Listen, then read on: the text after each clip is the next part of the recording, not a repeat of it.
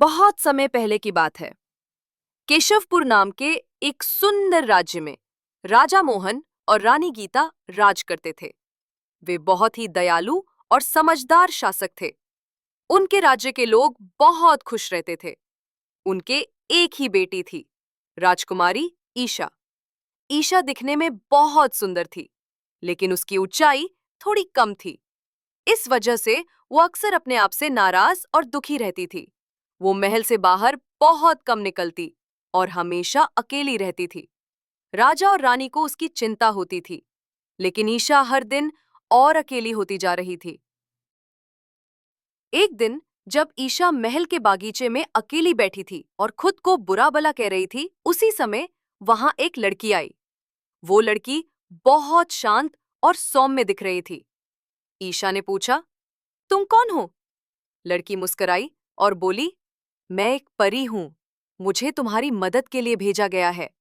ईशा ने उसे अपनी परेशानी बताई। मेरी हाइट छोटी है, लोग मजाक उड़ाते हैं, इसलिए मैं कभी बाहर नहीं जाती। परी ने कहा, मेरे पास जादू है।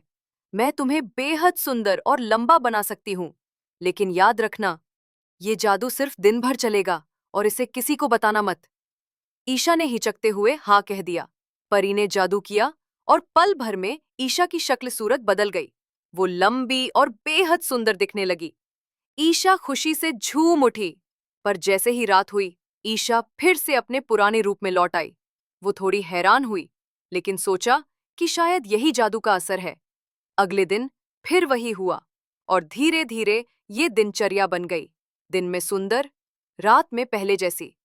लेकिन कुछ ही दिनों में ईशा ने महसूस किया कि वो धीरे धीरे थकने लगी है, कमजोर महसूस करने लगी है, जैसे उसकी यादें और आत्मा से कुछ छीना जा रहा हो। एक रात वही लड़की फिर से आई, लेकिन इस बार वो परी नहीं रही। अब उसका सच्चा रूप सामने आया। वो एक चुड़ैल थी। ईशा डर गई, पर अब वो उसकी चाल समझ चुकी थी। चुड़ैल बोली, मैं परी नहीं, एक जलने वाली चुड़ैल हूं।